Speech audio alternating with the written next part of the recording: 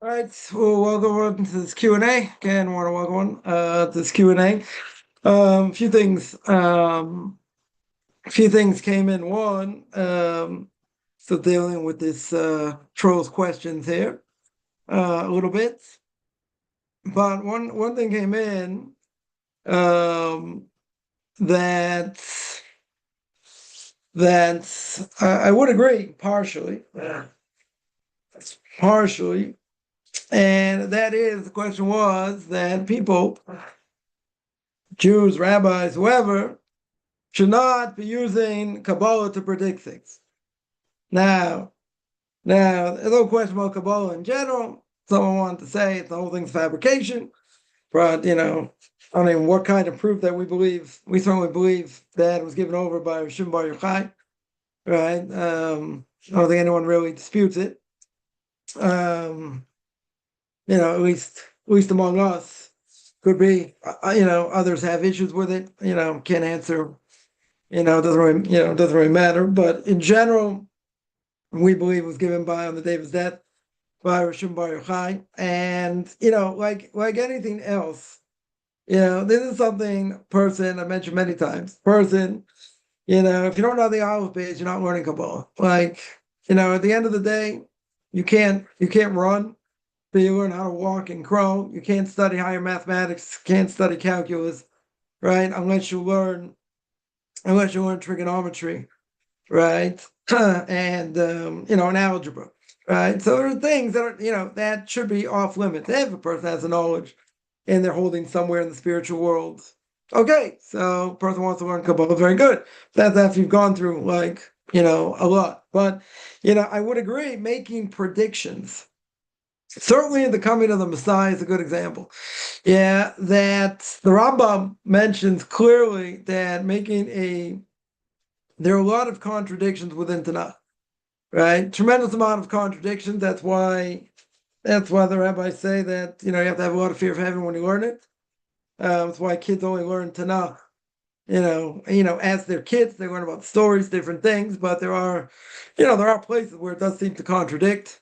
I mean, we do have answers for it, but it does seem to contradict, so it makes it kind of hard to learn, in general. That's why I find it, pretty funny that, Christians, Messianics, whoever will take these verses and say, oh, this is what it means, and it's reference to this and whatever. Like they take the hardest verses in the world, right, to go through without any frame of reference, right, which happens quite frequently. They cherry pick, they misinterpret, and all this other stuff. But in general, in general, dealing, going. I understand the person, wants to learn more esoteric things and feel like they're walking on water or walking on air or whatever it may be. Okay, but you have to know the context, right? As we mentioned many times. So the Rambam says clear, and others echo the same thing, trying to predict the future. Let's say, the end of days, right? It's Christian's favorite thing, or former Christian's favorite topic. What's going to be with the end of days. So to predict it, what's going to happen? You're going to go through Tanakh. You're going to go through the verses. What happens? The person, even if they're well learned, they say, oh, so this means this time period, this means that time period, whatever, and they come to a conclusion. This is when the Messiah is supposed to come. And then what's going to happen? Let's say they make a mistake. So if they make a mistake, they're going to give up hope. They give up hope. They'll say, oh, the Messiah's not going to come. They're going to leave the fold. So there's no point. There's no point to try and make any calculations because most likely we're not going to be right. And it could be that even if we are right, and that's supposed to be the right time, doesn't mean the Messiah is going to come. Right? There have been a number of times in history that the Messiah should have come. Right? That people were worthy of being the Messiah. There is a spark of the Messiah in every generation. Right? Obviously one person knows, that they are the Messiah. Then if they die and the generation's not worthy, then that spark goes somewhere else. Right? It'll go to someone else, until that person is going to become the Messiah. Whatever. We don't know when, where, how, and all that. But, okay. So even if you make a prediction, let's say according to your calculations, you're right, but the generation's not worthy. Or your calculation's wrong. Yeah. So when you make a calculation, it's a calculation. You're not God. You're not playing God. So in this point, I would agree. I would agree with this person. Nobody should be making calculations. There are people who say, yeah, according to this should happen, that should happen, whatever. Okay. Yeah, they could be right, they could be wrong. No prophets today. The only prophets today are imbeciles or little children. So there are no prophets, right? We have no prophets. There are great rabbis, few in the generation that have, what we call divine providence, Ruach HaKodesh, low form of prophecy. But again, even they themselves, even they themselves don't know, right? They can't predict, they can't say, they can't say exactly, etc. So we have no prophets. Okay. So looking into Kabbalah, making predictions, I would agree. I would agree. People shouldn't be using it. Shouldn't be using for that. But again, let's make clear. If someone's on the level, yeah, means you have to be like, you have to know a lot, to be on this to be at this level, to learn this stuff. Okay. So if a person's on the level and they're doing things and learning things according to Kabbalah, okay. Is there anything wrong with that if they're on the level? No. Now, they could say, according to Kabbalah, this might happen, that might happen, the other thing might happen. Okay. They could be right, they could be wrong. Right? They definitely could be right. But doesn't matter. Right? If a person has the knowledge, nobody knows for sure. No one can say for sure. Right? But if someone has the knowledge, now the problem is that even with the knowledge, and they make a prediction. Let's say someone makes a prediction. Okay. What if they're wrong? What if they're wrong? So then people come say, see, they don't even know. See, Kabbalah doesn't know. Everything's in Torah. But you got to remember, this is something clouded in secrecy. This is something even the greatest of the great won't know. Right? Even up there with the red heifer. Right? The red heifer that, Cohen, took this cow, it's purely red, ground it up, put the ashes on someone who was impure, he became impure at the same time, right? Kind of hard to understand, right? Very difficult. King Solomon said on himself, one of the few things he had difficulty understanding fully. Okay.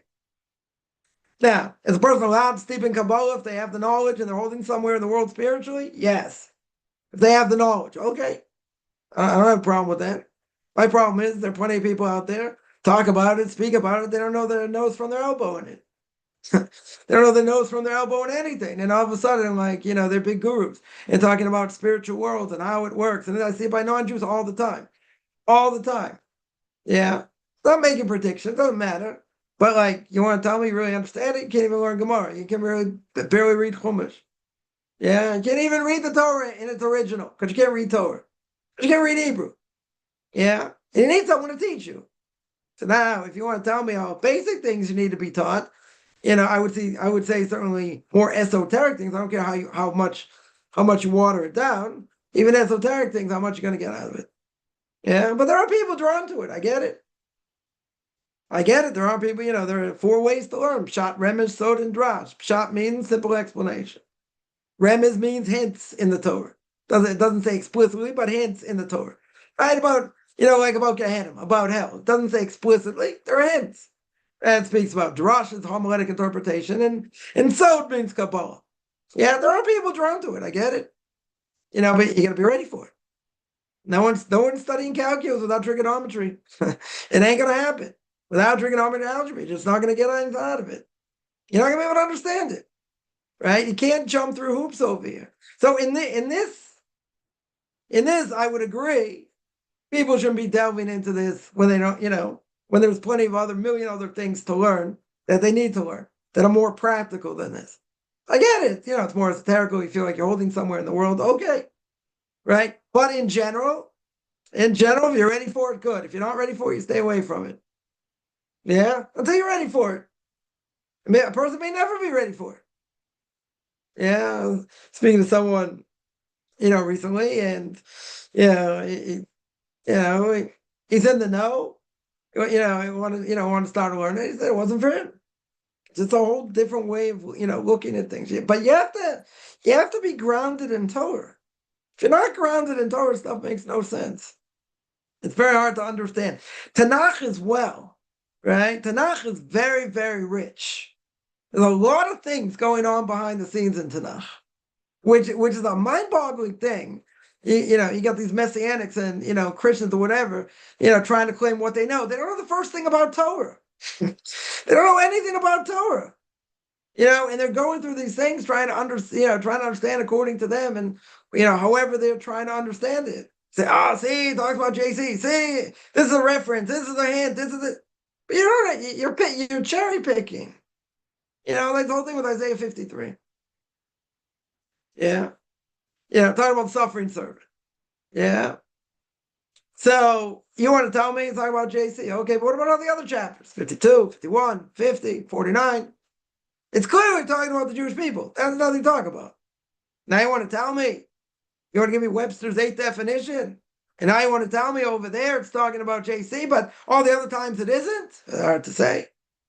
It's hard to say. So they tell me at the beginning, right? What this guy says, at the beginning, the ox knows his master, and the Jews don't know who their master is. Right. You know why Isaiah says that? And Isaiah's a prophet, so God's chastising Jewish people. Why is he chastising them? Because they're not doing what they're supposed to be doing. They're not holding where they're supposed to be holding. So he chastised them. Doesn't mean they're not chosen anymore. Yeah. So is the suffering servant.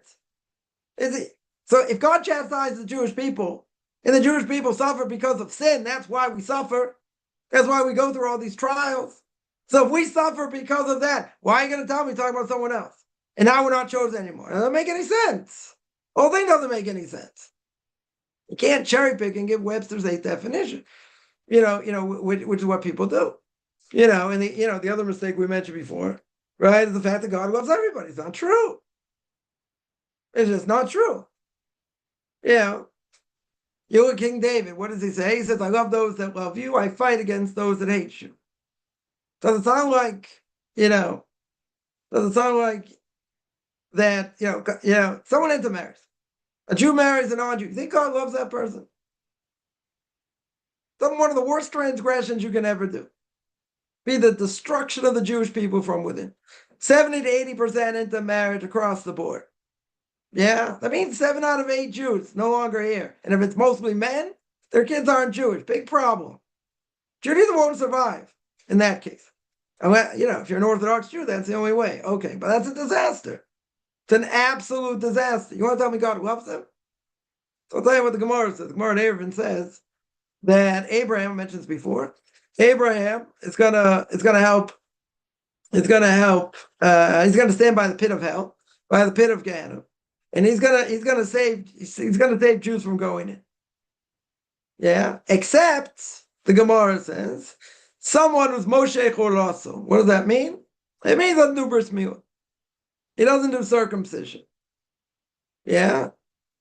So it could be other people he's not going to save as well. Depends what the transgression is. Yeah, but you're going to tell me it's hard to understand because going to hell is part of a purification process. Very good. Right, that's true. So it should be a mitzvah. But even so, if you don't have to go there, be better. Get your atonement a different way. Right, that would be better. So I asked my Rabbi this question. And I asked him like this. I said, what about someone intermarries? The Gemara only speaks about someone who doesn't do bris milah. A Jew doesn't do circumcision. Now, most Jews, but even secular Jews, do circumcision on their kids. Now, it could be they do it with a doctor. They want to make sure he's a doctor, whatever. Okay. But most do it. Why?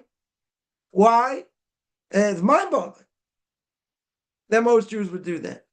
So the Gemara says, Jews that kept mitzvahs with great joy stuck for all the generations. What was one of them? Circumcision. Most people make a Passover Seder. Similar thing. Something that was accepted with great joy. Not accepted with great joy, people aren't going to do it. Or some people will more, some less. Whatever. Circumcision, you say, come on. Mutilation of the body. Why would someone do it? Put an 8-day-old baby, right? All things being equal. Put an 8-day-old baby, under the knife. It's like, welcome to the world. Bam. 8 days old. As long as the baby's healthy. Why would secular Jews do that? That makes sense logically. Why do you do it? Now, some people would say it's good against cancer, right? Every number of years, there's difference of opinion among the doctors. Some say it's good against cancer. Some say it's not good against cancer, right? It doesn't really matter. We do it anyways. God said to do it. So ask my Rabbi the following question: what about someone who intermarries? A Jew marries a non-Jew. Now, if you ask a secular Jew that is affiliated with the synagogue, right? We're going to make this very specific. They're affiliated with the synagogue. You ask them, are you allowed to marry a non-Jew? Yes or no? No buts. They say, no, but. I said, no buts. You're not allowed to. Then they're going to say, maybe it only refers to that generation. Maybe only the next generation. Whatever. Doesn't matter, right? They'll say no. Okay. Yeah, so it's one of the worst things a Jew can do. Now, if the other person converts, and they convert sincerely, very good. Okay. But, if not, there's a serious problem here. Especially if you have 6, 7 out of 10 people intermarrying. It's a serious problem. Very serious problem. So I asked my Rebbe this question, right? The Gemara only says by circumcision. What about others? What about other things that you could do? Or he desecrates Shabbos? Yeah. What if he's homosexual? What if, I don't know, what if he committed adultery? What are other things? Yeah. But the one thing I did mention, I said, what about intermarriage? Is Abraham going to save someone who married an non-Jew? Now, see, my Rebbe is going to hold, and others are going to hold the same thing. That's a red line. That's a red line, right?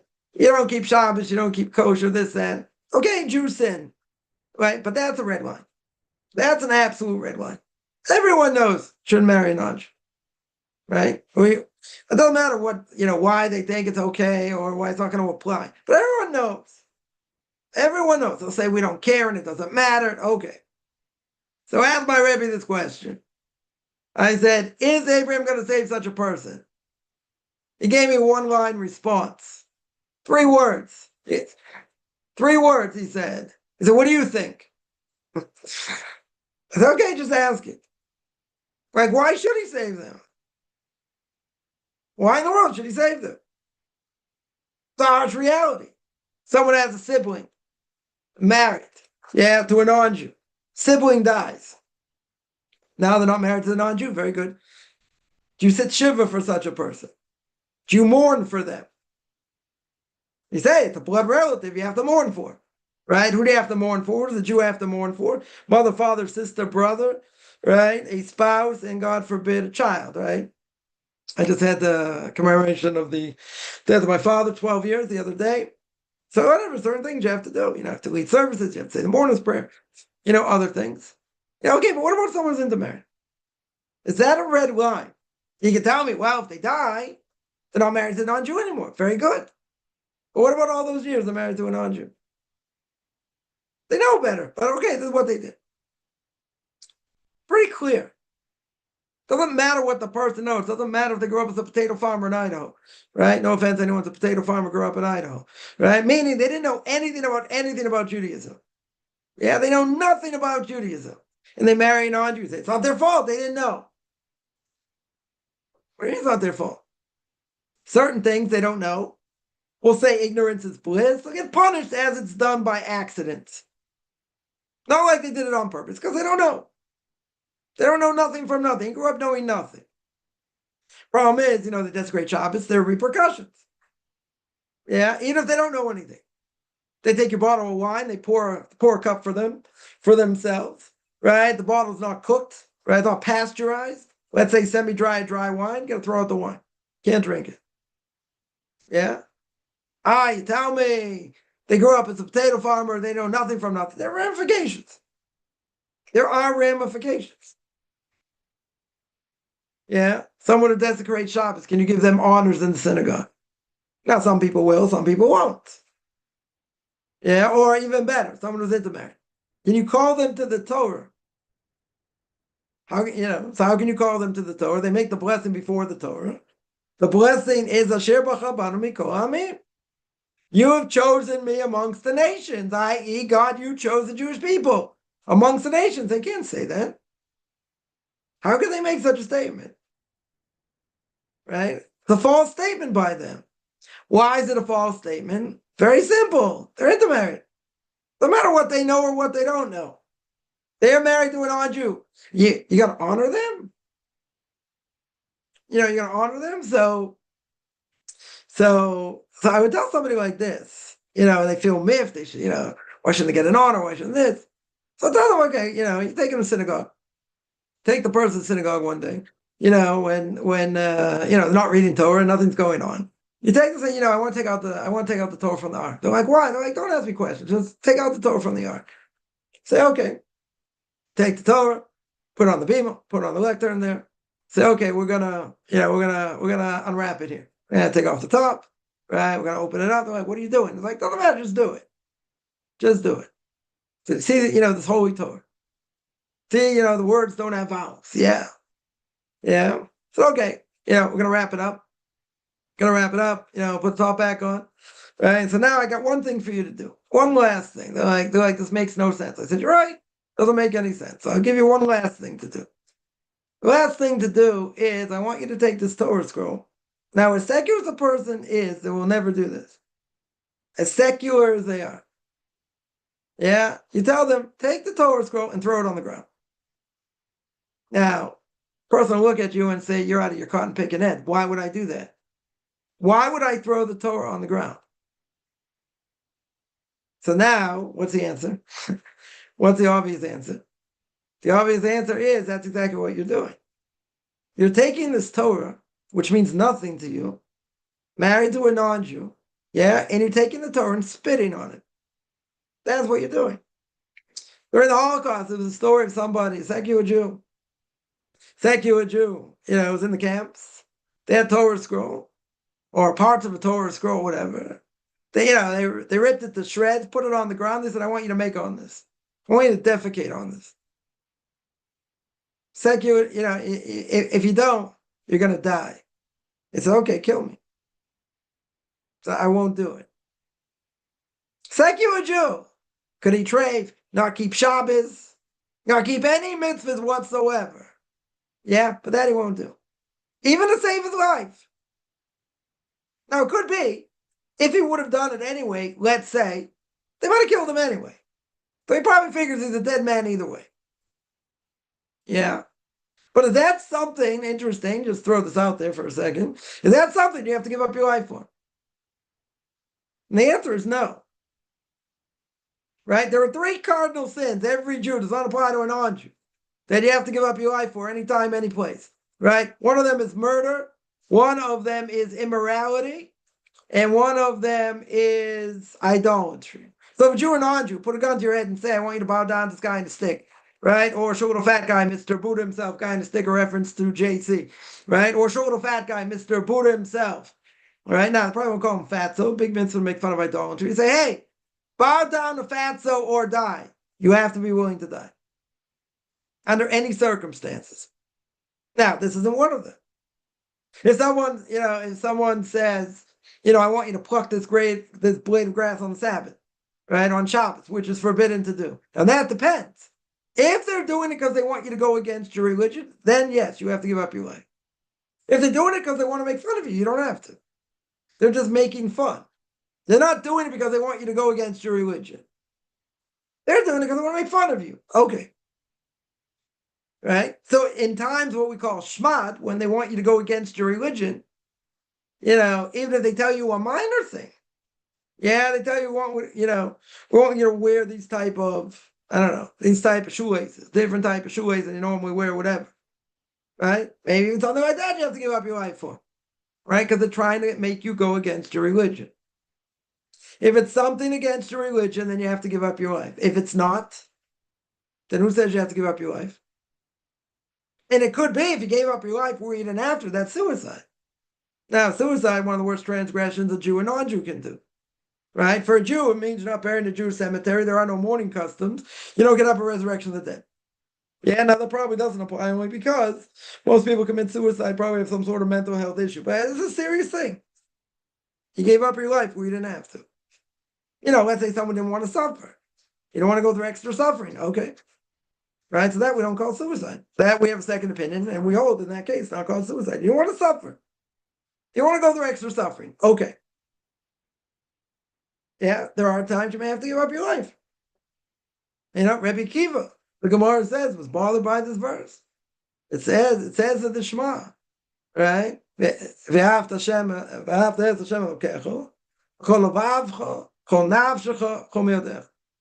You have to love the Lord your God with all your heart, and kol nafshecha, all your soul. Now, what does it mean with all your soul? So Rabbi Kiva understood, all your soul means you have to give up your life. You have to be ready to give up your life. Now, not everyone agreed with him, okay, but at that point, he got caught for teaching Torah, and he's being taken out to be killed. And he's giving this sermon, this drasha to his students. As they're ripping his flesh with iron combs and killing him, they said, Rabbi Ad Khan, this is what it means. This is what the verse means. He said, yeah. Now, not everyone agreed. I have to be waiting to sanctify God's name and give up my life. Right? We don't hold that. We do hold, though, if it is such a case where you do have to give up your life, then you have to give up your life. Right? Then you don't have a choice. Right? I mean, you could not do it, but, you transgress the Torah prohibition, not sanctifying God's name. And some people would do that. They went in hiding and they were, crypto Jews. They didn't want to give up their life. Okay. Right? So they fake being Christian. Okay, but otherwise they know either kiss the cross or die. Right? So, you say, well, but that's what the halacha is. The halacha is, you're not kissing the cross and you have to die. Now, we don't want to do that. We don't want to have to go through it. If you have to go through it, that's the halacha. Right? That's what you have to do. Now, again, I'm not here to judge one. It's hard. It's, but, either Torah is true or it's not true. Right? So you have to uphold it. You have to live by it no matter what. This is what you have to do. Right? You're not giving much of a choice. Sometimes we do it better, sometimes not. Okay. But at the end of the day, now it's a harsh reality. This is a harsh reality. Someone's gonna say, come on, into marriage, it's probably, one of the most severe prohibitions. Yeah. One thing for sure ruining Judaism today, no question. That high intermarriage rate, Judaism won't survive. Either you look like me or you disappear. But intermarriage totally destroying Jewish people today.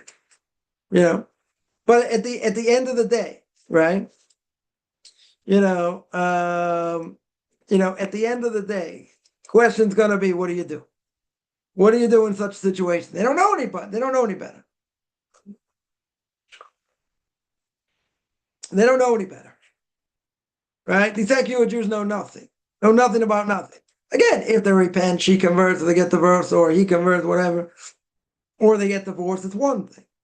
Yeah, but up until that point that they don't, and then the person dies, right? So you say, very good, right? The person dies, they're not intermarried anymore. Okay, that's great. Yeah, that's not where it ends. That's not where it ends, right? This person, once they intermarry, like as my Rabbi would say, that's a red line, major red line. You lose your status as a Jew at this point. Right? So is there a mitzvah to sit Shiva to mourn if a non-Jew dies? No mitzvah. And if you say the mourner's prayer, right? That's one of the main things you do. Right? If it's a parent, you do it for 11 months. You say the mourner's prayer in synagogue. It should elevate the soul. Should help the soul. Yeah. Now let me ask, someone who's intermarried. Someone who's intermarried, how's it going to help their soul? How in the world is it going to help their soul? You say, but they didn't know any better. They grew up as a potato farmer in Idaho, wherever they grew up. Who cares? This is a basic thing. So now I get this question all the time, right? A convert, let's say, right? A convert, parent dies. Parent dies, sibling dies, let's say. Do you mourn for that? You say the mourner's prayer. I don't know, it's going to help. I don't know if it's going to help their soul or not. Right? We don't. You want to say Tehillim? You want to do some other things? Okay. But mourning like you would normally mourn for a Jew, you wouldn't do that. Right? You wouldn't do that. Now, technically speaking, let's say a whole family converts. Yeah. So let's say, the grandparents, kid converts and their kids convert, whatever it is. Right? So the grandfather dies. Now, when a person converts, so a family member, technically, biologically still related, spiritually not related. Why spiritually they're not related? Because when someone converts, spiritually we say they have the status of a katan shenoah dummy. They have the status of a child, a newborn baby. Yeah, they're a new creation right now. I tell me they're still blood related. Good, 100% they're blood related, but they're not spiritually related. So really, if they're not spiritually related, you don't mourn for them, or you don't say Kaddish for them. The halacha is we do, right? But technically speaking, why should a person do that? Talking from Jewish law perspective, if they don't have the status of a blood relative who we have an obligation to mourn for, you should mourn for them. You shouldn't go through the process of normally what we do for mourning, because you're not really related.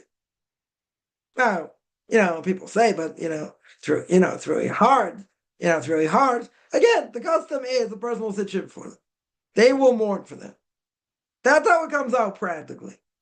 But there's the question: you're not really related. So if you're not really related, then the relationship is different. And if the relationship is different, why would you do it? Right? But again, a person has someone, in their family, a Jew, has someone in their family intermarried. So the harsh reality is, because of what they've done, they've distanced themselves totally. Person can be the nicest person in the world, a non-Jew. It has nothing to do with them. It's a Jew that's problematic. Yeah, it has nothing to do with the non-Jew. Yeah, but the problem is, look what they did. Now, because of what they did, their status as a Jew, all the repentance in the world doesn't help them, because they're still married to them. If you tell me they separated or the non-Jew died, it's a different issue. That's a different issue. But there are people you wouldn't mourn for. I know of somebody, a great rabbi's brother. His brother was so bad, and was so evil. He went around the world and tried to convince people not to be religious. Yeah, return people back to quote unquote their original roots, not being religious. Let's say. Yeah, when he died, his brother was tremendously evil. So the person went to Rabbi Yosef. Oh, bless him. He was a Torah giant of the last generation. Yeah, according to everybody, not a question. And asked him, what do I do in this situation? He goes, you don't sit shiva.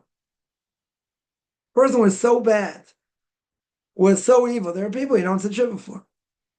Yeah. So you gotta say, but this person didn't know any better. He didn't know any better. He never brought up, know nothing about Judaism. Okay. Ignorance isn't bliss. Right? Let's not make that mistake. And the problem is now people say, well, the more knowledge I have, the harder it is to keep, and now I get punished more. You're right. Right? There's a different reality. You want to be close to the king? God looks at you totally different now. Right? Why am I getting tossed around? Why is it so hard? This question comes up all the time. Right? Question comes up all the time. Very good. Yeah. So what's the answer? You want to be close to the king. You get burnt. There's a different reality. Right? There's a totally different reality here. And the reality is my actions matter. My thoughts matter. So the repercussions of what I do are tremendously greater. So even in the process of conversion, person will say, someone took my class many years ago, probably one of the best students I ever had. First week, fridge goes.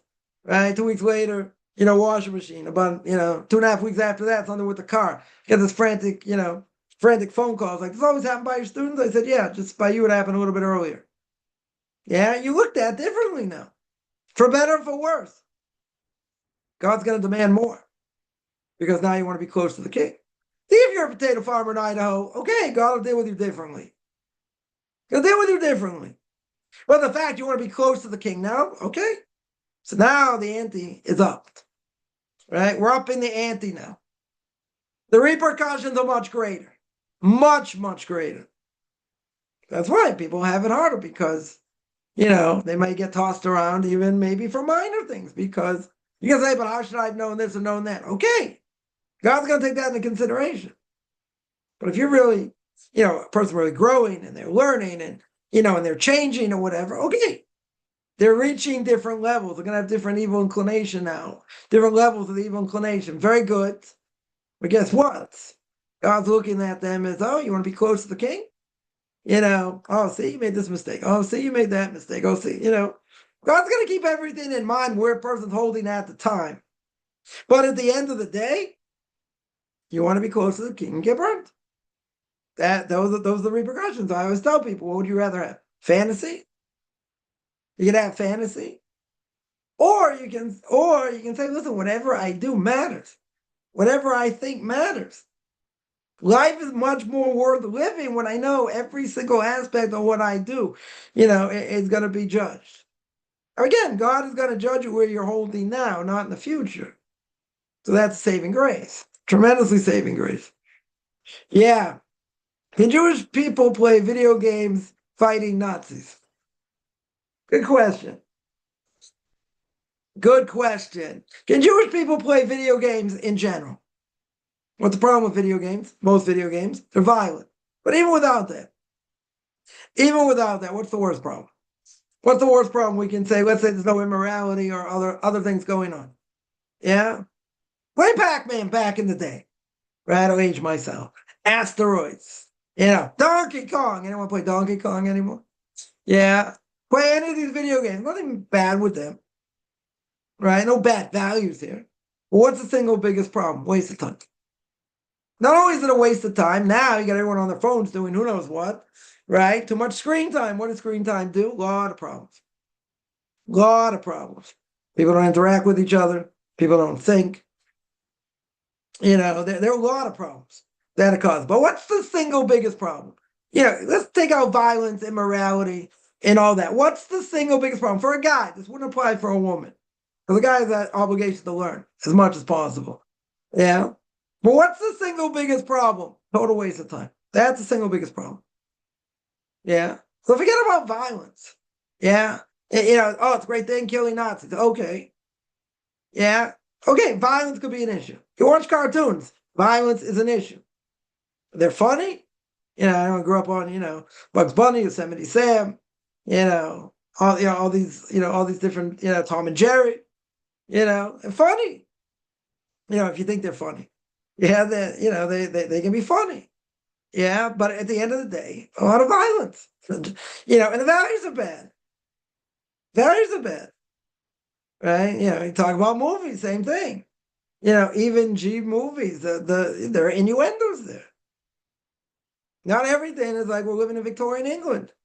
They're being bad messages. That probably, it'd be so easy. Maybe make a video, break it down. Like just how bad, how many, within a movie, let's say it's an hour and 20 minutes. Yeah, let's say it's an hour and a half, whatever. How many bad innuendos and how many bad things and Lashon Hara and other things you're going to see within that amount of time? Probably millions of things. Not to mention the message is bad, right? Even if it's rated G, it's rated PG, got worse things. Yeah, cursing probably. Okay, you won't have immorality, you won't have nudity per se, but okay. I'm saying usually there are a million things wrong. Way they speak, innuendos, cursing, immorality, like all these things, and not to mention the message. So you can say, okay, violence is a problem, right? This is going to be a problem with violence. But there's a bigger problem. The bigger problem is person sits and veges, what happens? They veg more. Doesn't give them incentive to want to learn. Doesn't give them incentive to, to do other things. I'm not saying not to be, not saying they're not going to have a job in the sense, it's fun. It's a good distraction from real life, quote unquote. Okay. Also doesn't, help develop brain cells. Doesn't help you think. You just, it's just mind numbing. Yeah, that's what watching movies is. Pretty much, you just want to chill and relax and enjoy, and whatever. I get it. I definitely get it. The problem is, what does it do to you? How does it affect you? I know someone who can tell if someone's watched a movie or not. They just face out. Not everybody, not every second, but like, you can tell their mind's not there, thinking about other things. It's a distraction. Yeah. So maybe with, if you didn't have violence, you didn't have vulgarity, you didn't have immorality. Let's say, again, you're playing Pac-Man. What's the problem? Right? Right? Playing asteroids, Donkey Kong. What's the problem? What's the biggest problem? It's a waste of time. And the more you waste on it, the more you want to get better on it, the more time you waste. That's the problem. I saw a study done. I don't know, how verifiable it is or not. It's done probably 25 years ago or more. That basically the more, a person is in a vegetative state, i.e., watching ball games, movies, playing video games, other things, the less they use their brain, the more likely the more likely the chance you get dementia or Alzheimer's. Yeah. The brain has to be stimulated. Now, let's say a person, learns 12 hours a day and they've been doing it for years. Could they also get dementia? They also could. Yeah. It happened to, great rabbis at the end of their lives. They lost their mind. Why? Don't know. Right? But the point of this study is the more you watch, the more time you waste, the less the brain is stimulated. If the brain is not stimulated, what's going to happen? It can atrophy. So you can say, what about doing crossword puzzles? What about doing Sudoku? Things you got to think. Okay, that's good. I mean, it wastes time in other ways, but at least you're using your brain, right? You're thinking, right? So that's good. Even if you cheat, you're still thinking. Okay, that's not a bad thing per se. But again, what comes out of it? It's a waste of time. Waste of time when a person could be learning. Let's say you're not going to learn anyway. Okay, you're going to find downtime. Yeah, but you don't want to do things that, that just atrophy the brain, that don't make you thinking. And a lot of bad values come up. Someone asks, have I ever heard of rabbis becoming Christian or Muslims? Not usually. I have heard of a story of somebody, someone grew up Hasidic, in America, became a Muslim. So again, people can tune out and people can, go off the derech, as they say. People can, go off. Men, women doesn't really matter. Have I heard of rabbis becoming Christian or Muslim? Not usually. Not too many. I mean, I don't know of any that have. Doesn't mean it doesn't exist. It could be. It could be someone got disillusioned. It could be, someone was very convincing and they didn't know how to learn, or they did not learn as well. They didn't have any good answers. Could be a number of things. Could be a number of things that could happen. How, usually I would say when a person's convinced to be, to be a Christian, a lot of times, by the way, they have tons of money. They have like billions of dollars to go, preach to the world. They have billions of dollars, right? So, one of their tactics also is if someone's in dire straits. They say, listen, you believe in JC, we'll help you. We'll cover your rent for the next few months. We're here for you. It's a big thing. That's a huge thing. Yeah. So people get bribed to believe in him. Yeah, other people that go to, foreign cultures and, convince the natives, okay. Yeah, but anyone who's a rational person in general will see clear straight through the garbage. But is it possible someone could go off the rails? It could be. They say, and if they get a rabbi, like, to become a Christian, I had these, what do you call it? These Mormons. I was in South America, in what do you call it? In Chile, in Santiago. And the biggest group of Mormons outside of Salt Lake City in Utah happens to be in Santiago. I'm not exactly sure how they got there, and this is even before I was dealing with non-Jews in general. So, these guys come to my door. I wouldn't say they were the brightest guys trying to convince me of all kinds of things. I kept asking them questions. They had no answers. Finally, I said, listen, like, you guys have no answers. Like, why should I, why would I even change? You guys don't have answers for me. No, it's a hint, it's it. I was like, come on, give me a real answer. So finally they say, listen, don't you believe, John Smith, he found the Book of Mormon, in the cave 200 years ago. Did you ever read Exodus chapter 19? Exodus chapter 20, Jewish people, 600,000 men between the ages of 20 and 60, not including women and children, go to Mount Sinai. They see God face to face, whatever that means. Yeah. As it's one of the questions this person also asks me is what does that mean? Like, come on. You want me to give a kabbalistic answer? Maybe what it means. So the person can shred and say, "Oh, I don't believe this. I don't believe that." Yeah, it's a hard thing to understand. Very good. It's a hard thing. Doesn't mean we're not chosen. Doesn't mean anything else. But anyway. So these guys tell me, it's like, wow, it's so interesting. I go, yeah, beats your story of 200 years in a cave, doesn't it? They wanted to show that, human sacrifice is okay. I said, where do you see that? He said, the occasion, the binding of Isaac. I said, did you read the end of the story? Forget about Kabbalah. Did you read the end of the story? They go, why? I go, what's the end of the story? He doesn't die. Any version you read, any translation, even a bad translation, Isaac doesn't die. According to Kabbalah, it's a different issue. We're not going there. But straight explanation, he doesn't die. No, it's a hint and a bit. Show me the verse. Show me. I'm kind of thick, stubborn also. Show me. Show me the verse.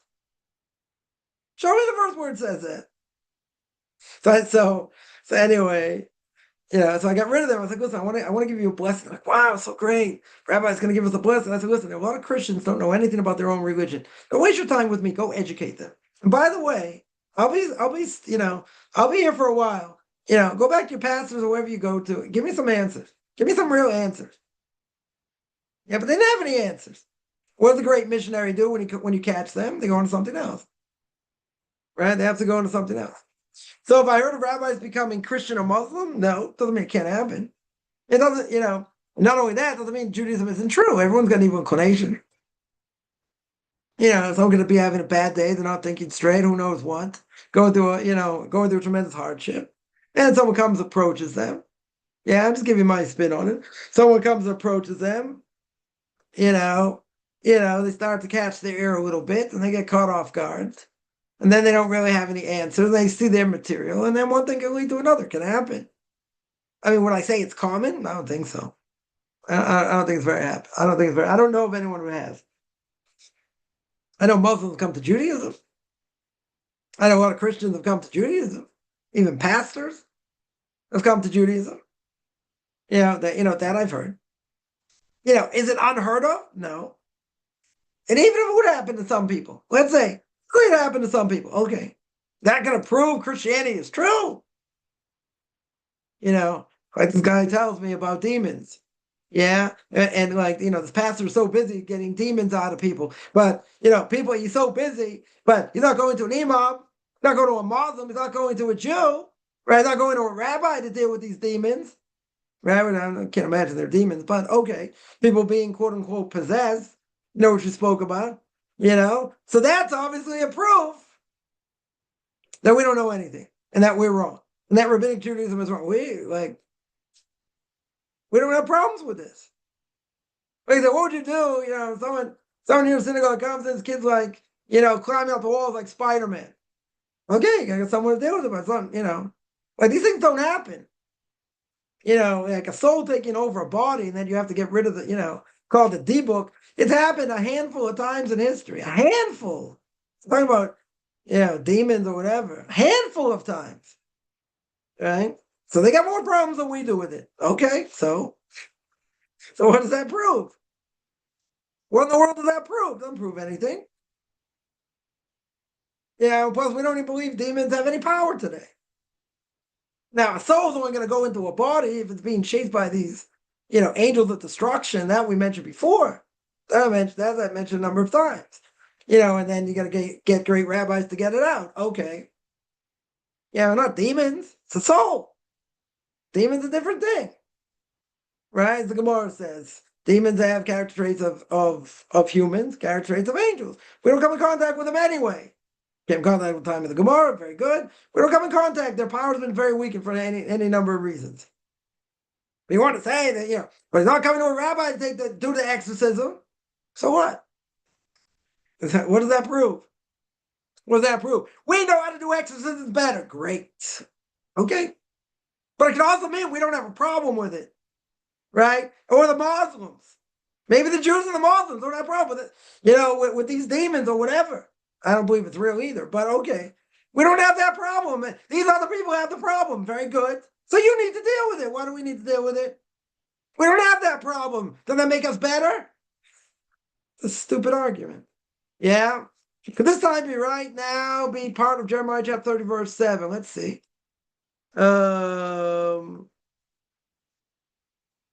Let's see. Let's see what it says over there.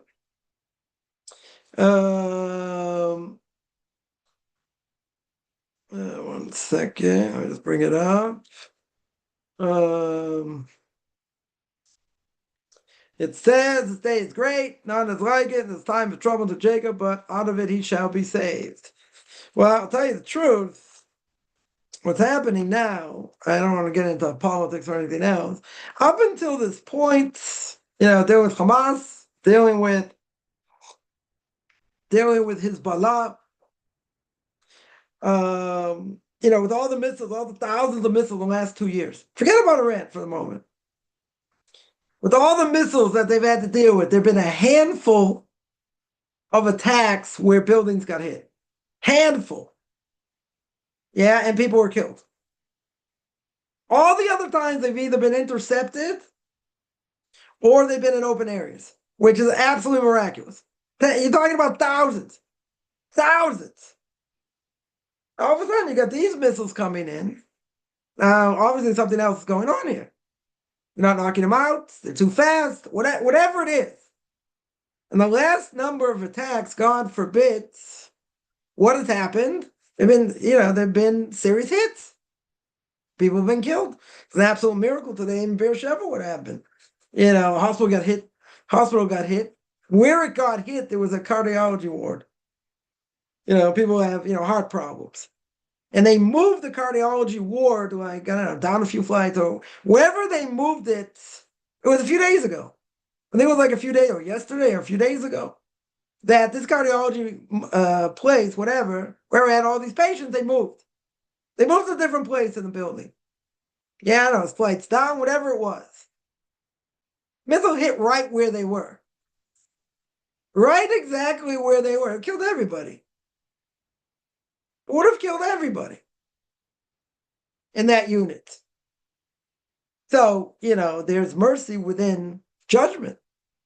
But, you could easily ask if you're going to say, well, it's the power of the Israelis and it's the power of their, the Patriot missiles and whatever they are, taking these things down. They ain't looking so good right now. Even though a lot of them are still getting knocked down. I mean, they sent, I think, 25 this morning. And someone asked me, when I went to learn, they're like, what were you doing when you had the siren? I had the siren at like 7:15. They're like, what were you doing? Because Jerusalem had the siren, other places had the siren. So I said I was making sandwiches. So went into my sealed room. And one of the few times we didn't hear any booms or anything else. Had to wait like 20 minutes. I had to wait like 20 minutes. And then I went back to what I was doing and I left. So it's also, it's so strange to see you here.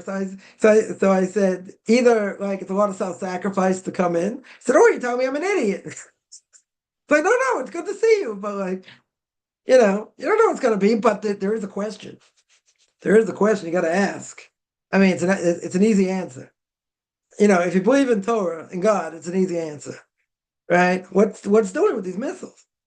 Why are these missiles hitting? 9.9 times out of 10, they don't hit anything. They get knocked down, and even when they get knocked down, they don't hit anything. People don't get injured.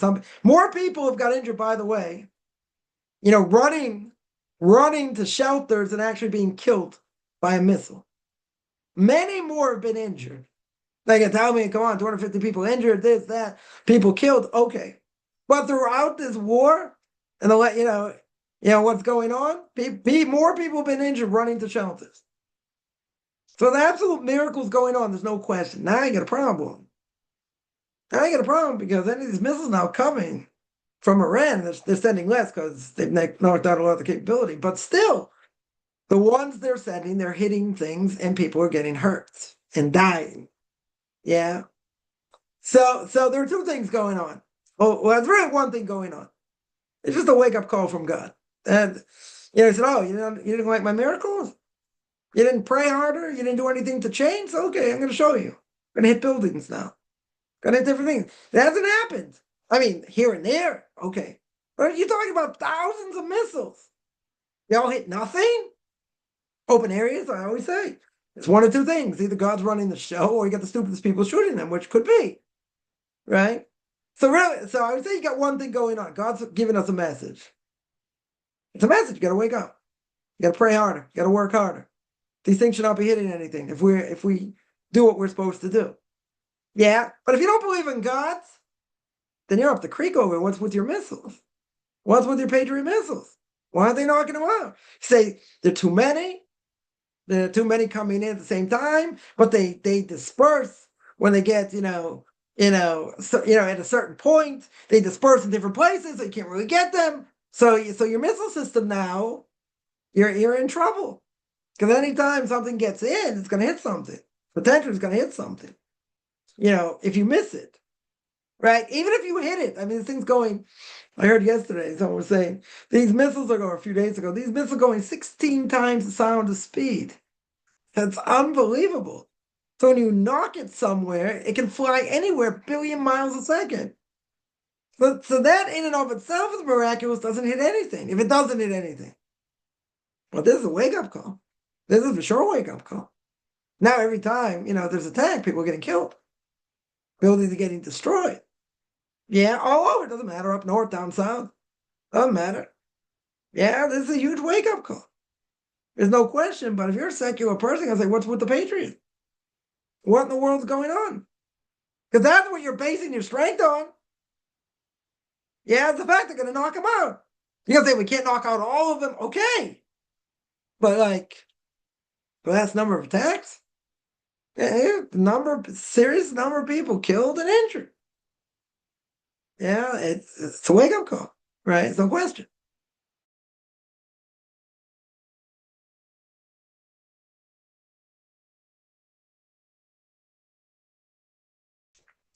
Who's going to survive? Oh, you got to remember, the prophets also say, when the Messiah comes, this war of Gog and Magog, which we may be in or may not be, who knows, right? Who knows, right? But at the end of the day, what do we have? Only a remnant's going to survive. So hopefully, if we're holding by Torah mitzvahs, we'll survive. Yeah, but this is what's supposed to be. This is what's supposed to be, the end of days. So, the entire country going to be saved? I don't think so. The war of Gog and Magog, are the entire Jews going to say? I don't think so. Doesn't sound like it unless everyone repents, right? But in that war, it's not just going to be on Israel, it's going to be everywhere. Yeah? What about secular Jews? What's going to happen to them? Why should they survive? God's going to do a miracle for them and save them. For what? So they can eat shrimp? So they can stay intermarried? Why are they going to survive? So if we're holding by Torah mitzvahs, we hope we survive. Yeah? We got a very good chance of surviving. If you're not holding by Torah mitzvahs, you're as good as dead. Why would God save you? Now, if they repent, very good. So let them repent. I'm all for it. Let them repent. If they don't repent, again, if I were playing God, put on my funny George Burns glasses and my funny mustache. If I were playing God, I would say, you're not repenting. You're still staying the same. Why would I save you? Why at this time? Yeah? At the end of days, why in the world would I save you? You don't have anything to be saved for. Yeah, it's a big mistake. People think, oh, God loves everyone, he's going to save everyone. Why is he going to save everyone? You spit in his face on a daily basis. You don't pray to him. You don't eat kosher. You're intermarried. You desecrate Shabbos. You do all kinds of terrible things. God should save you? Right? If I were playing God, I look down, I'm going to say, why would I save you? You shrimp eating garbage. Why would I save you? Doesn't matter I created you in my image. Doesn't matter you're a Jew. You're barely a Jew. Right? It's like Yeah, my wife's cousin told somebody, he says, you told this guy, he said, you're so immoral. He said, you're so steeped in garbage, you need a snorkel in order to breathe. It's a great line. This guy took this to heart and he actually became religious because of it. Yeah. He said, so much steeped in garbage, you need a snorkel in order to breathe. Okay, you repented. Very good. But if you don't repent, God's gonna save everybody? Why? Why do you do that? I want to bring you to my world. I'm going to bring you to Olam Haba. You're going to bask in my glory. Learn the greatest amount of Torah as a spiritual being. You got nothing. Your soul is steeped in garbage. 100% garbage. You deserve me, the king of the world, to save you? Seriously? Why don't I save you? Because I'm part of the Jewish people. Yeah, show me exactly what you're doing to be Jewish. Show me. So I'll tell you a story. When I was growing up back in the day, in April, mid-April, you'd have the Boston Marathon, right? 26 miles.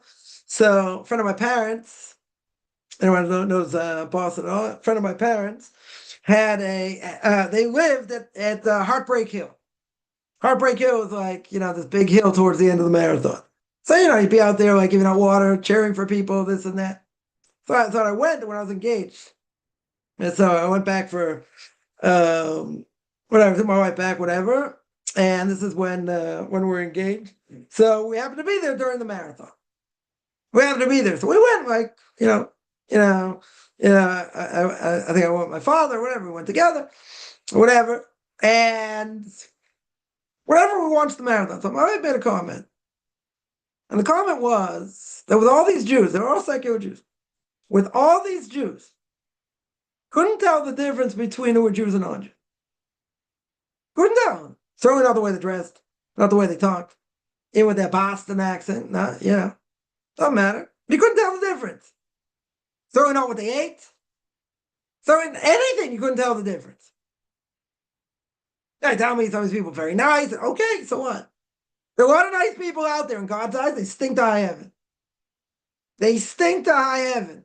Why should God save them? Is it going to be tragic? At the end of the day, it's going to be in the, here's Hashem, God's help, have a portion of the world to come. What's going to be with family?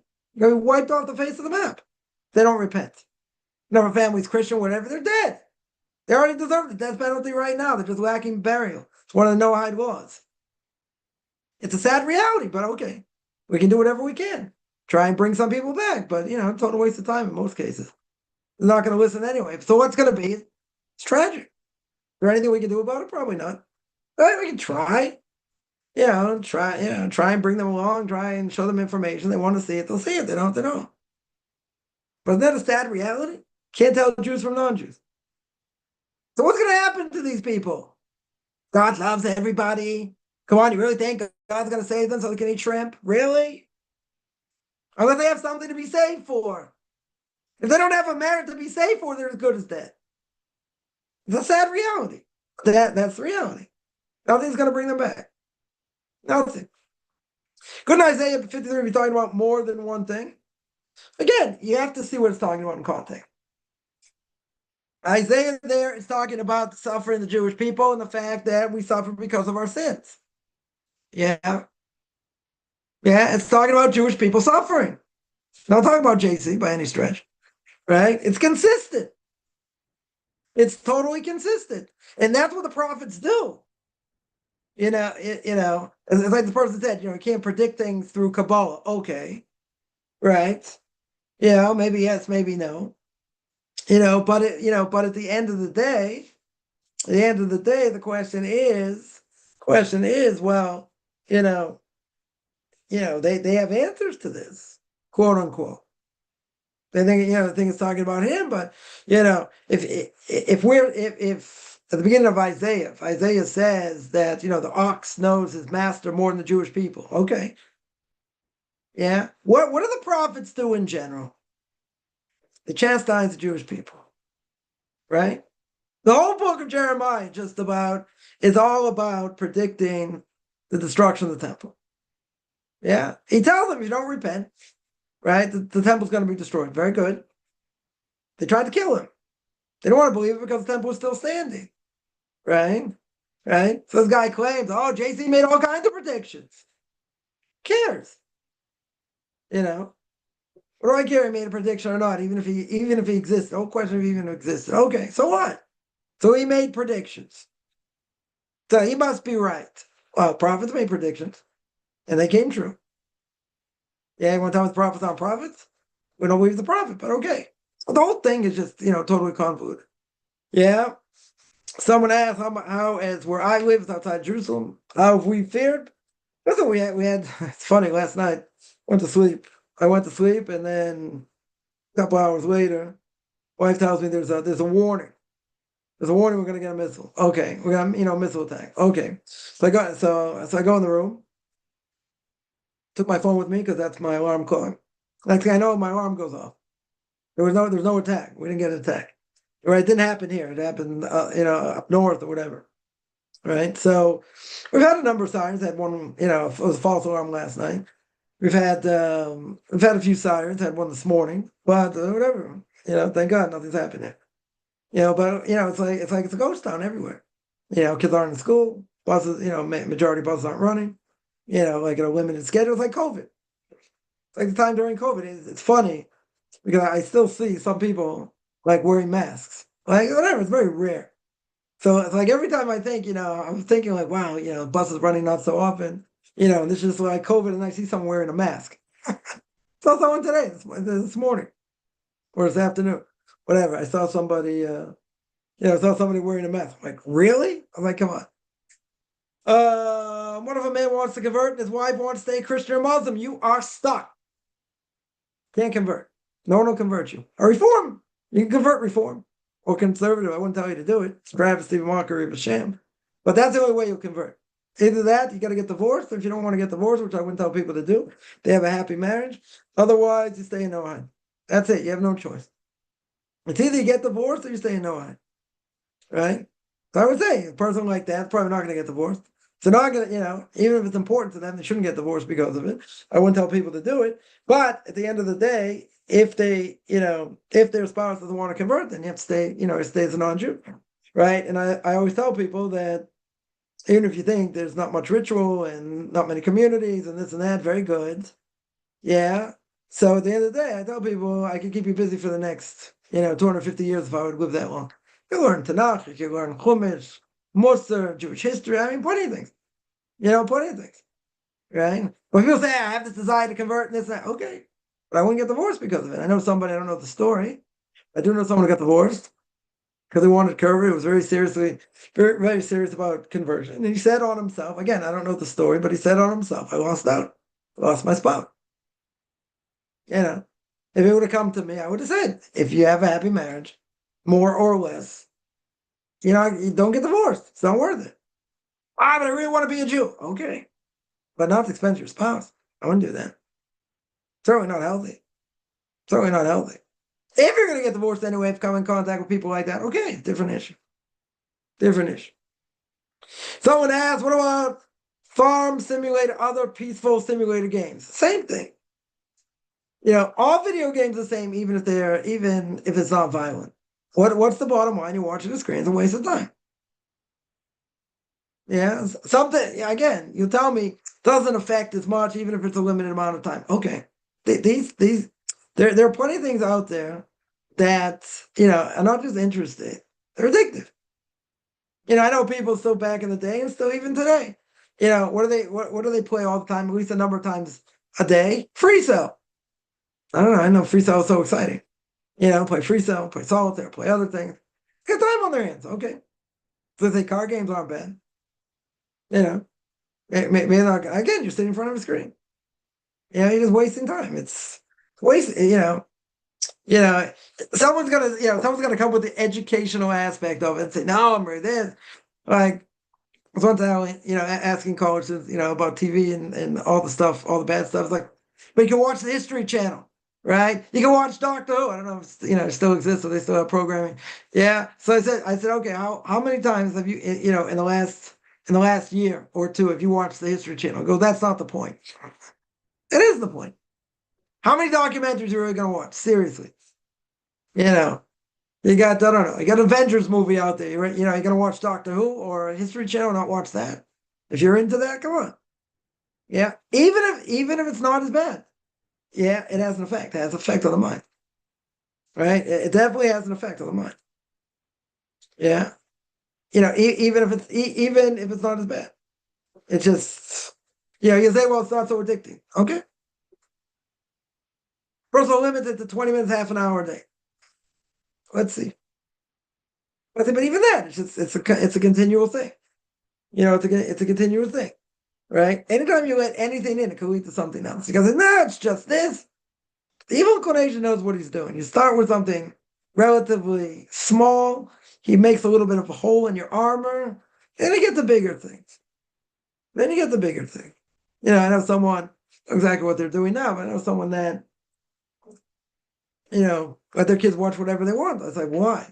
Why did you do that? Why would you not monitor? You have no idea what your kids are watching. Yeah. And how bad it is. Not, they go on to worse things.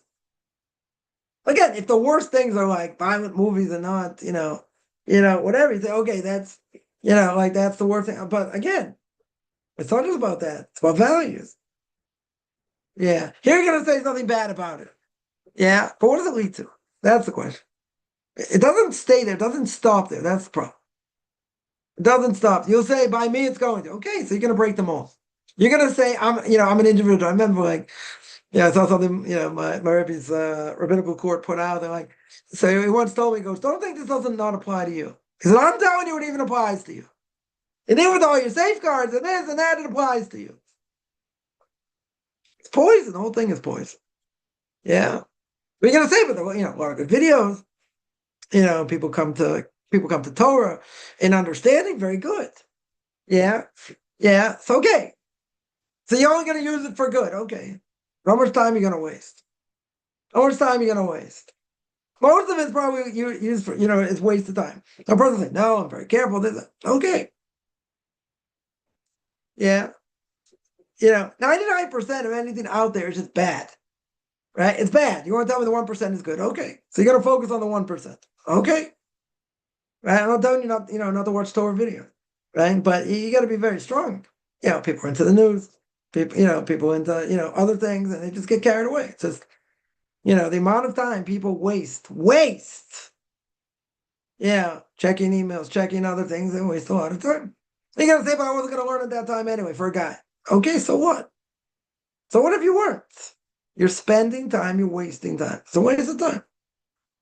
Yeah. But there's a radio station in New York. You give us 10 minutes, we'll give you the world. They keep, like regurgitating the news, a few insights here, there, whatever. It's the same news. It's the same stuff. Like a friend of mine would say, if there's a war, I'll find out about it. Yeah, but we're curious by nature. Okay. But the problem is it doesn't stop there. That's the problem. It doesn't stop there. Yeah, it goes on to other things. And worse things.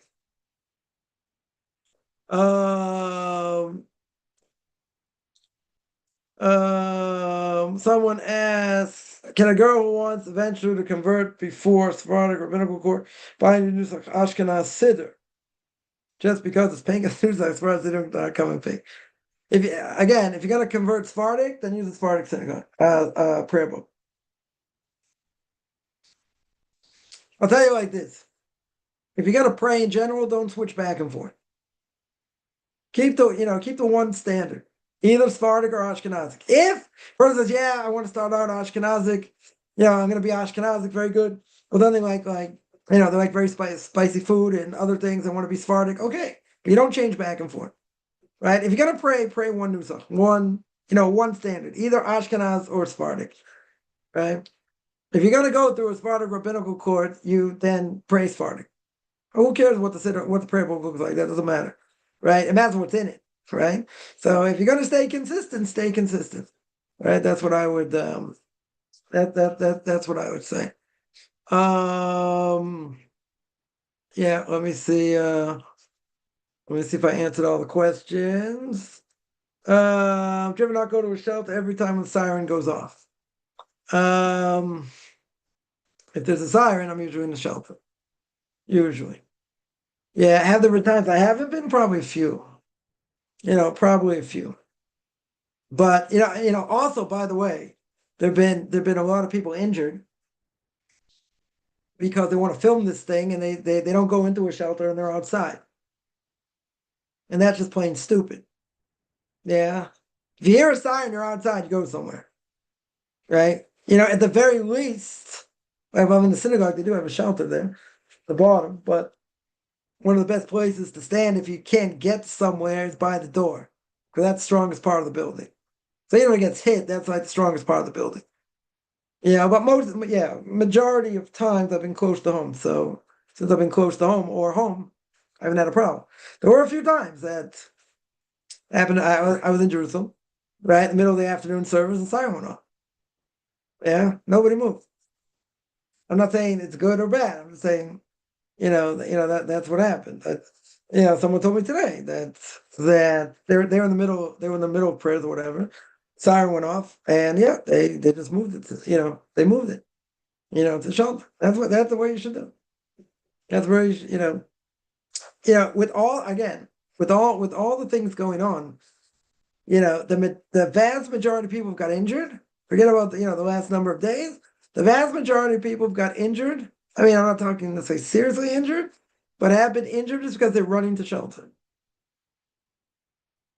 Yeah, not being hit by a missile.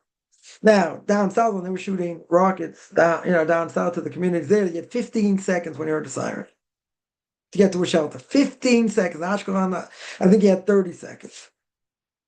Yeah, so we get a warning now, like a 10-minute warning if there's going to be a siren. Yeah, because I already know it's coming in. The question is, where's the missile going to go? Right? That's the question. We get like a 10-minute warning now. Get a phone call, whatever. Right? So you get a 10-minute warning. But if you had 30 seconds, 15 seconds, and you can get to a shelter, you get to a shelter. Like, because you don't have time. So even when they were shooting rockets down south, even if they would come near here, you got a minute and a half. You got a minute and a half.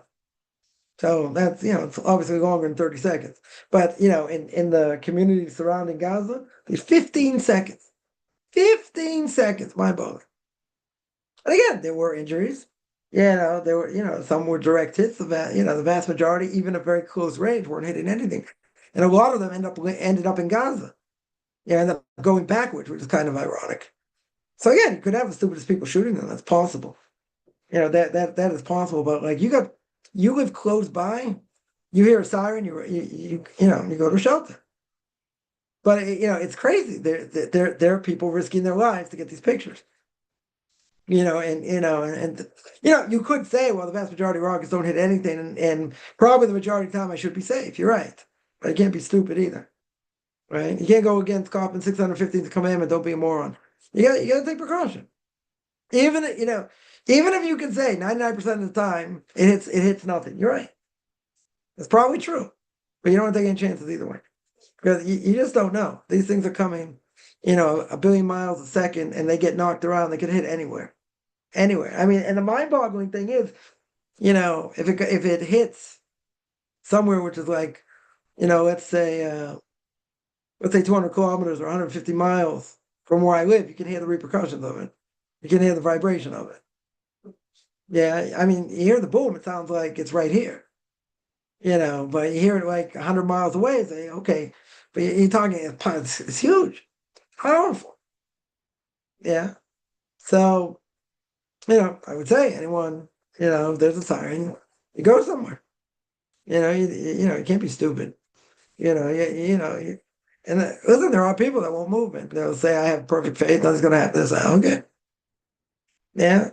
But in practical terms, you should go to a shelter, no question. Does Israel get tornadoes? No, not usually. We've had earthquakes, relatively mild earthquakes. The problem with earthquakes here is that um, buildings are not equipped to survive earthquakes. That's a problem. That's a problem. So that they really have to like reinforce and update buildings. They've been talking about doing it for a while, but if there'd be like, God forbid, like 7 or 8 on the Richter scale, and and it hit their major buildings collapse. It'd be like, and I remember back in the day watching, Godzilla against, and like all these buildings in Tokyo getting like ripped up and, just like stomping on it. That's what it'd be like. Even though everything's made out of stone. Yeah, but not necessarily reinforced. The newer buildings are better. They're better equipped to handle an earthquake. Yeah, older buildings will crumble. If they, God forbid, there be a serious earthquake. So, King Solomon says, today's going to bring, tomorrow's going to bring. But you know what? Is this going to be the beginning of the end? Okay, so let it happen. Let's go. Let's bring the Messiah. But we're going to survive. We gotta. The only people who are going to survive is if you're strong in Torah mitzvahs. That's it. Anyone else, God forbid, you don't have a chance. And why would God? Again, I'll state clearly, why would God save you? Why in the world? You're not holding my Torah mitzvahs. He's going to save you so you can eat more shrimps. So do me a favor. He ain't going to save you for that. 100%, he ain't going to save you for that. Yeah. Any other questions? Would shelter handle an earthquake? This building would. I mean, I think this building would. This building's probably less than 20 years old. I would think so. I will tell you that, there was a direct hit on a shelter. It's whatever. You got a very strong door and a very strong window. So if there's any shrapnel, that's going to hit that window, that strong window, it won't get through. But we saw in I think in Petah Tikva, side of Tel Aviv, that a missile had a direct hit on a shelter. If a missile hits if it hits directly into that window, that's it. It's over. Right? You say the mourner's prayer. It won't withstand it. It will withstand the shrapnel going into it. It won't. It'll protect. It'll protect because the window's is unbelievably strong. Right? It will protect. But a direct hit, we see that it won't protect. Right? It only protects from shrapnel, which is a good thing. That's what you want. Right? Again, the chances of getting a direct hit, unless God wants you to die, then it'll be direct. Okay, but nothing to do. Right? But if shrapnel, you'll be protected. Yeah. Direct hit, I mean, you could be protected by a direct hit. It's hard to imagine. And just saw last week that happened. Right in between buildings and hit, direct hit, bam. That's the end of that. Doesn't matter how strong it is, right? It's not like a bunker or something where it can withstand it. It won't be able to withstand it. The shrapnel coming off, even 16 times the speed, the 16 times the sound of speed. Yeah, it won't. It'll probably put a good dent. A good dent in that window. Yeah, but it's not going to break. Right? It won't break. Direct hit, yeah, they'll destroy it. They'll destroy the whole apartment. Destroy the whole house. But there was a direct hit last year. Someone not too far from me, or 20 minutes away. They didn't even hear the people didn't hear the siren. They woke up with a missile on the roof. Pretty big miracle. Missile didn't get off, but didn't destroy the house either. Just it's like all of a sudden you look up and you see like this missile like in your roof. You're like, really? But they didn't hear the siren for some reason, whatever the reason is. They didn't hear the siren and it didn't demolish the house. It's just I mean it's a huge miracle. Huge miracle. Someone asked, is it true that yeshivas there are so poor our Torah scholars don't have meat to eat? I don't know if Torah scholars even whatever people are getting paid, which isn't a lot, no one's eating meat. Chicken maybe. Maybe once a week. Meat is like cost prohibitive. Meat is like crazy expensive. Chicken they'll eat. Maybe once a week, maybe they'll get their meat. I don't know. But they right now, you get a number of Torah giants in America raising money because the government made all these cuts, trying to raise $100 million for the yeshivas because of these from these cuts. But I will tell you, I will tell you that even a person making, a lot less money, whatever, like, or even making more money, most people not eating meat during the week, who eat on Shabbos, right? Chicken's is much cheaper. Meat is just like people eat it on Yom Tov, on festival. Someone maybe eat some meat on Shabbos, but it's even if you had money, it's expensive. Yeah. Again, even if they're not eating meat, let's say not starving, most people are definitely not starving.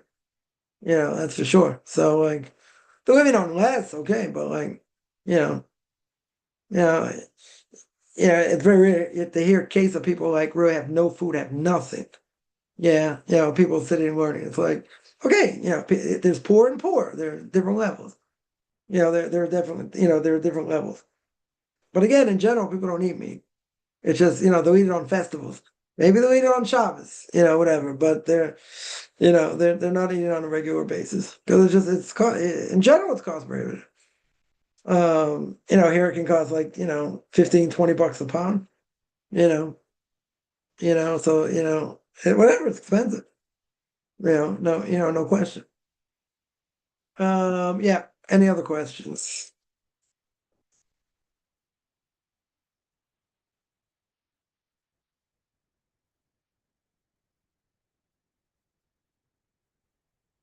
All right. If there are no other questions, then I'm going to sign up. I would tell people, um, I will tell people that, some have said that, we're not there, we're not going through, everything that, people in Israel are going through, and some people would say, well, all I can do is pray. Well, you know what? That means you don't know anything about prayer. Prayer is the strongest weapon we have, prayer and learning Torah, right? The person increases prayer, increases learning Torah, to have in mind, protect the Jewish people in Israel is a good thing, right? It's a huge thing. If you don't have that much time, say a little bit of Tehillim, say a few Psalms, whatever, you learn a little bit, you have intention for that, that's the greatest, that is, the greatest protection we can have.